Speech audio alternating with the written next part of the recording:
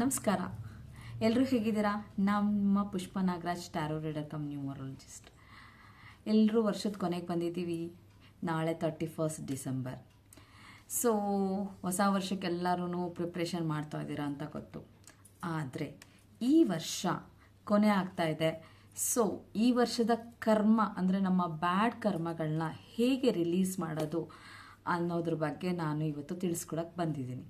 ಹೇಗೆ ನಮ್ಮ ಈ ವರ್ಷದಲ್ಲಿ ಮಾಡಿರುವಂಥ ಒಂದು ನೆಗೆಟಿವ್ ಥಿಂಕಿಂಗ್ ಆಗಿರ್ಬೋದು, ಒಂದು ನೆಗೆಟಿವ್ ಥಾಟ್ಸ್ ಆಗಿರ್ಬೋದು, ಕೋಪ, ಅಹಂಕಾರ, ಮಿಸ್ಅಂಡರ್ಸ್ಟ್ಯಾಂಡಿಂಗ್ ಏನೆಲ್ಲ ಇದೆಯೋ ಅವೆಲ್ಲವನ್ನು ಈ ವರ್ಷದಲ್ಲೇ ಬಿಟ್ಟು ಮುಂದಿನ ವರ್ಷ ಫ್ರೆಶ್ ಆಗಿ ಸ್ಟಾರ್ಟ್ ಮಾಡಬೇಕು ಅಂತ ಅಂದ್ಕೊಂಡಿರೋರಿಗೆ ಈ ಒಂದು ವಿಡಿಯೋ. ಸೊ ಮಿಸ್ ಮಾಡದೆ ನಾನು ಹೇಳೋ ಅಂಥ ಕೆಲವು ಮುದ್ರೆ ಮತ್ತು ಮಂತ್ರನ ಮಾಡಿಕೊಂಡ್ರೆ ಈ ವರ್ಷ ಮುಗಿದು ಮುಂದಿನ ವರ್ಷ ನಿಮಗೆ ಚೈತನ್ಯದಿಂದ ಕೂಡಿರುತ್ತೆ ಮತ್ತು ಒಂದು ಒಳ್ಳೆ ಬಿಗಿನಿಂಗ್ ಆಗುತ್ತೆ ಅಂತ ಹೇಳ್ಬೋದು. ಅಂದರೆ ಪುರಾಣಗಳ ಪ್ರಕಾರ ಹೇಳ್ತಾರೆ, ನಾವೇನೇ ಹೊಸದನ್ನು ಸ್ಟಾರ್ಟ್ ಮಾಡಬೇಕಾದ್ರೆ ಕಾಳಿಯನ್ನು ಪೂಜೆ ಮಾಡಬೇಕಂತೆ. ಸೊ ಆ ತಾಯಿ ಮಹಾಕಾಳಿಯನ್ನು ಪೂಜೆ ಮಾಡೋದ್ರಿಂದ ನಮ್ಮಲ್ಲಿರುವಂಥ ಸಿಟ್ಟು, ಅಹಂಕಾರ, ನಾವು ಮಾಡಿರುವಂಥ ಏನೇನು ಕೆಟ್ಟ ಕೆಲಸಗಳಾಗಿರ್ಬೋದು ಎಲ್ಲವನ್ನೂ ಕೂಡ ನಾವು ನಿಗ್ರಹ ಮಾಡಿಕೊಳ್ಳಿಕ್ಕೆ ಹೆಲ್ಪ್ ಆಗುತ್ತೆ.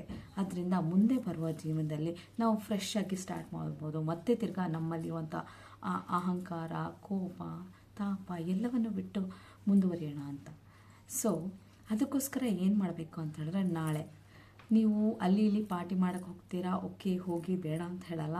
ಆದರೆ ಅಟ್ಲೀಸ್ಟ್ ನಾಳೆ ನೈಟ್ ಅಟ್ಲೀಸ್ಟ್ ಅರ್ಧದಿಂದ 1 ಅವರ್ ಕೂತ್ಕೊಂಡು ನಾನು ಹೇಳೋ ಮುದ್ರೆನ ಉಪಯೋಗಿಸ್ಕೊಂಡು ಅದ್ರ ಜೊತೆಗೆ ನೀವು ನಾನು ಹೇಳೋ ಮಂತ್ರವನ್ನು ಒಂದು ಅರ್ಧ ಅಥವಾ 3/4 ಗಂಟೆ ನೀವು ಚಾಂಟ್ ಮಾಡೋದ್ರಿಂದ ನಿಮ್ಮ ಈ ವರ್ಷದಲ್ಲಿ ಆಗಿರುವಂಥ ಏನೇನು ಬ್ಯಾಡ್ ಕರ್ಮ ಇರ್ಬೋದು, ಅಂದರೆ ಲೈಕ್ ಕೋಪ, ಸಿಟ್ಟು, ಯಾರಿಗೂ ಏನಾದರೂ ಹೇಳಿರ್ಬೋದು, ಅಸೂಹೆ, ನಮ್ಮಲ್ಲಿರುವಂಥ ಅದನ್ನೆಲ್ಲ ನಿಗ್ರಹ ಮಾಡಿ ಹೊಸ ಚೈತನ್ಯದಿಂದ ಹೊಸ ವರ್ಷವನ್ನು ಶುರು ಮಾಡಬಹುದು.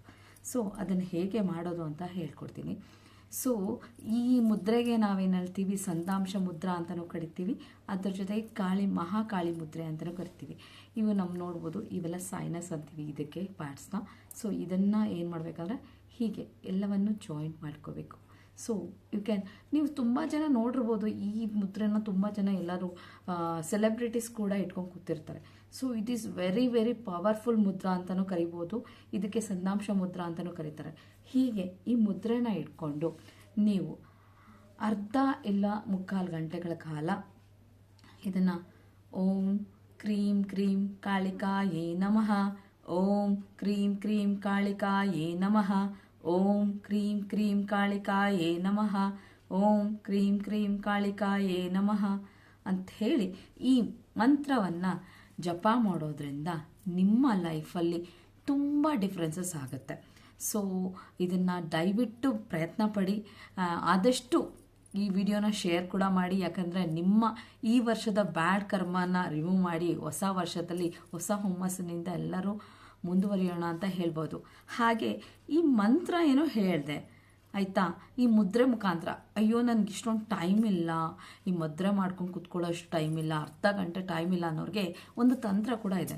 ಏನಂತ ಹೇಳಿದ್ರೆ, ಒಂದು ನಿಂಬೆಹಣ್ಣು ಮತ್ತು ಒಂದು ತೆಂಗಿನಕಾಯಿ ಎರಡನ್ನೂ ಇಟ್ಕೊಂಡು ನಿಮ್ಮ ತಲೆಯಿಂದ ಅಡಿಯಿಂದ ಮುಡಿವರೆಗೂ ಅದನ್ನು 21 ಸಲ ಸೇಮ್ ಮಂತ್ರ ಹೇಳ್ಕೊಂಡು ಓಂ ಕ್ರೀಂ ಕ್ರೀಂ ಕಾಳಿಕಾಯೇ ನಮಃ, ಓಂ ಕ್ರೀಂ ಕ್ರೀಂ ಕಾಳಿಕಾಯೇ ನಮಃ, ಓಂ ಕ್ರೀಂ ಕ್ರೀಂ ಕಾಳಿಕಾಯೇ ನಮಃ ಅಂಥೇಳಿ 21 ಸರಿ ನಾವು ಈ ಮಂತ್ರನ ಹೇಳಿ ಅದನ್ನು ತಗೊಂಡು 3 ಜಾಗ ಕೂಡೋ ಜಾಗದಲ್ಲಿ ಹೊಡೆದ್ಬಿಟ್ಟು ಬಂದರೆ ನಿಮ್ಮ ಬ್ಯಾಡ್ ಕರ್ಮ ಕೂಡ ರಿಮೂವ್ ಆಗುತ್ತೆ. ಇದು ಕೂಡ ತುಂಬ ಪವರ್ಫುಲ್ ಇದೆ.